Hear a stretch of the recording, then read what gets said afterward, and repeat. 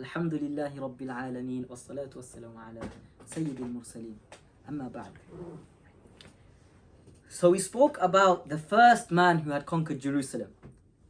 And now let's move on to the second Muslim man who had conquered Jerusalem in the name of Islam, who was not a Sahabi, nor was he nor was he a Khalifa.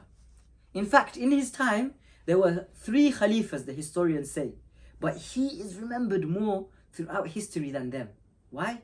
Because of the things that he had achieved. This man was such that before his mother had given birth to him, she said that I saw in my dreams I had such power within me, and that I was giving birth to a sword from the swords of Allah. And this man was none other than Salahuddin Ayyubi rahmatullahi alayh. He was a man who was custodian of Egypt and Syria. He had palaces, and when I was in Egypt, we actually saw the fortress of Salahuddin Ayyubi rahmatullahi alayhi, the citadel. But despite him having all of these palaces and this worldly power, the people would see him always in a saddened state and with a frown upon his face. And oftentimes they would go and ask him that, "Oh Salahuddin, you have so many palaces, you have rule over so much land. Why is it that you have a frown, or all the time you have a frown on your face?" He said that, "How can I eat? How can I sleep knowing that Palestine is in the hands of the non-Muslims?" Because at the time, Palestine, it was conquered by the Crusaders. And this man, not only was he a king or a sultan, and not only was he a warrior, that he gave up the living in the palaces to sleep in the tents of the battlefield, but also he was a scholar of the deen. That not only was he in the forefront of the battles, he was a scholar that used to fight with the pen. That this man, he was such a great luminary of our ummah, that he was the second man to liberate Palestine and Masjid al-Aqsa from the Crusaders for the Muslims. This man, Salahuddin Ayyubi rahmatullahi alayh, his main enemy at the time, it was a man called, it was the king of England called King Reginald III, if I'm not mistaken. And what this king had said was that, "I will take the camel herder." He was mocking Rasulullah sallallahu alaihi wasallam. He said, "I will take the camel herder's body, na'udhu billah, from his burial place, and I will drag his body with my men to my palace for the whole Muslim world to see." When Salahuddin Ayyubi rahmatullahi alayh heard about this, and when this news came to him, he raised his sword to the sky and he said, "By Allah, I will deal with this man myself." But at the time, there was a truce between the Muslims and the Crusaders. There was a truce. And so the Muslims were slightly confused. How will he fulfill this promise?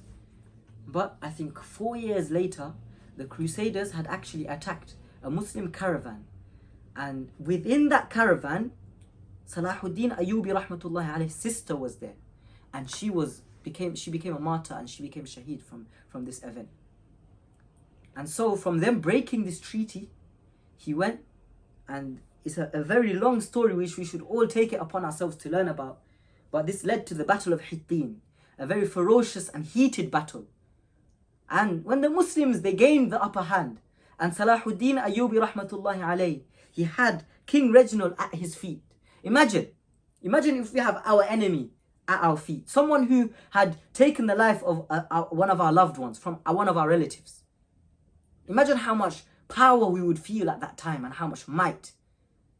But Salahuddin Ayyubi rahmatullahi alayh, he sees, and at this moment he remembers the time during the times of Rasulullah sallallahu alayhi wasallam, the time of Fath Makkah, when the Sahaba radiyallahu anhum ajma'in, the same people who were kicked out of their own homeland, who were made refugees, and many years later they came back victorious, when they saw their enemies at their feet, they felt that same glory, that same power, that same might.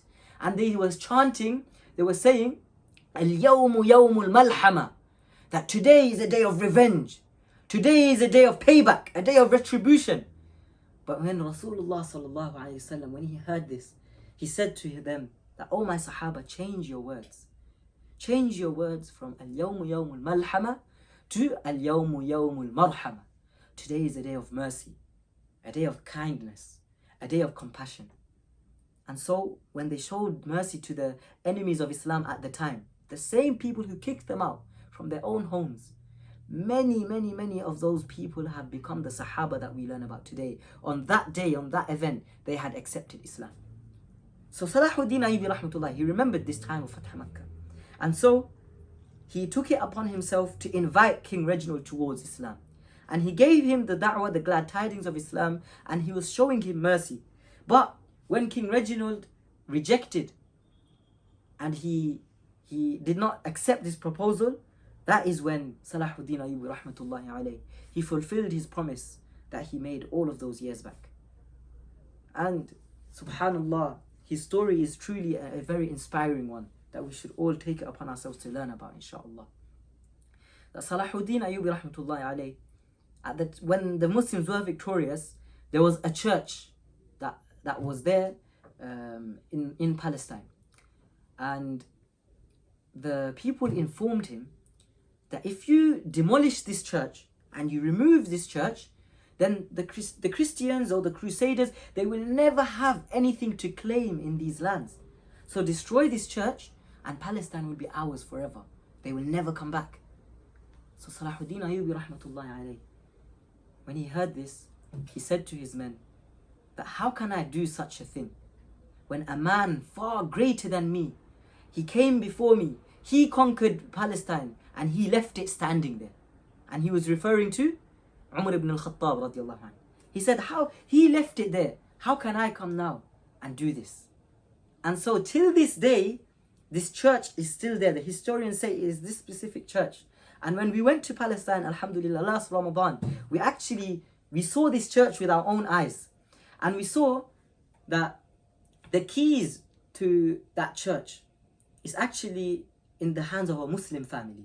And they say that it's been in the hands of the generations, families of generations from Salahuddin Ayyubi rahmatullahi alayhi's time.